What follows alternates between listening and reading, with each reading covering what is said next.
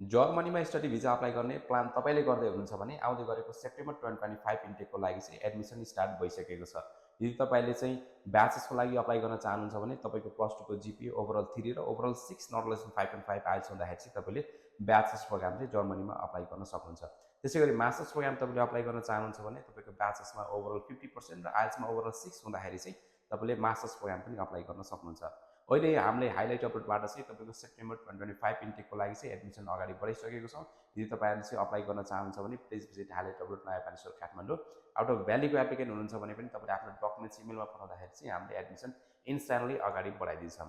र अहिले चाहिँ पछिल्लो समय जर्मनमा चाहिँ तपाईँको नेप्लिज एप्लिकेन्टहरूले अप्लाई गर्ने नम्बर पनि एकदमै बढेको छ र पहिलाको भन्दा तपाईँको भिजा प्रोसेस पनि एकदमै इजी छ। रिसेन्टली जर्मन एम्बेसीबाट चाहिँ अनलाइन भिजा सर्भिस चाहिँ इन्ट्रोड्युस भएको छ, जहाँले चाहिँ तपाईँले एकदमै हसल फ्री प्रोसेसबाट आफ्नो चाहिँ एडमिसन अगाडि बढाउन सक्नुहुन्छ, सँगसँगै भिजा प्रोसेस पनि अगाडि बढाउन सक्नुहुन्छ।